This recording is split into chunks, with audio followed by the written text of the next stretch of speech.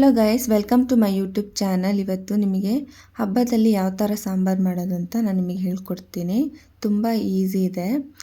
ನಾನಿಲ್ಲಿ ವೆಜಿಟೇಬಲ್ಸು ನುಗ್ಗೆಕಾಯಿ, ಮಡಾಗ್ಲಕಾಯಿ, ಆಲೂಗೆಡ್ಡೆ ತೊಗೊತಾ ಇದ್ದೀನಿ. ಅದ್ರ ಜೊತೆಗೆ ಬಿಡ್ಸೋ ಕಾಳು ಹಾಕ್ಕೊತಾ ಇದ್ದೀನಿ. ಬೇರೆ ಕಾಳು ಯಾವುದಷ್ಟು ಸೂಟ್ ಆಗೋಲ್ಲ ಈ ಸಾಂಬಾರಿಗೆ. ಬಿಡ್ಸೋ ಕಾಳಾದರೆ ಚೆನ್ನಾಗಾಗುತ್ತೆ. ಅದ್ರ ಜೊತೆಗೆ ನಾನೀಗ ಸ್ವಲ್ಪ ನೀರು, ಈರುಳ್ಳಿ ಮತ್ತು ಟೊಮೆಟೊ ಆ್ಯಡ್ ಮಾಡಿಕೊಂಡು ಸ್ವಲ್ಪ ಸಾಲ್ಟ್ ಹಾಕ್ಕೊಂಡು ಬೇಯಕ್ಕೆ ಇಟ್ಕೊತಾ ಇದ್ದೀನಿ. ತರಕಾರಿಗಳನ್ನ ಬೇಯಕ್ಕೆ ಇಟ್ಕೊಂಡು ಅದು ಪಾಡಿಗೆ ಅದು ಬೇಯ್ತಾ ಇರಲಿ. ನಾವು ಅಷ್ಟೊತ್ತಿಗೆ ಖಾರ ತೆಕ್ಕೊಳ್ಳೋಣ ಸಾಂಬಾರಿಗೆ.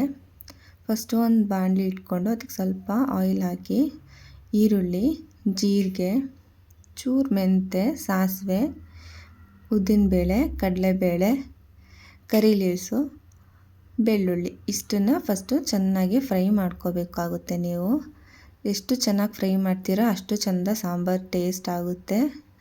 ಇದು ನಮ್ಮ ಮಮ್ಮಿ ಮಾಡೋ ರೆಸಿಪಿ. ಹಬ್ಬದಲ್ಲೆಲ್ಲ ನಮ್ಮ ಮಮ್ಮಿ ಇದೇ ಥರ ಮಾಡೋದು. ನಾನು ಅವರಿಂದ ಕಲಿತು ನಿಮಗೆ ಹೇಳ್ಕೊಡ್ತಾ ಇದ್ದೀನಿ. ನೀವೆಲ್ಲ ಒಂದು ಸತಿ ಟ್ರೈ ಮಾಡಿ ಮನೆಯಲ್ಲಿ ಹೇಗಿದೆ ಅಂತ ಹೇಳಿ.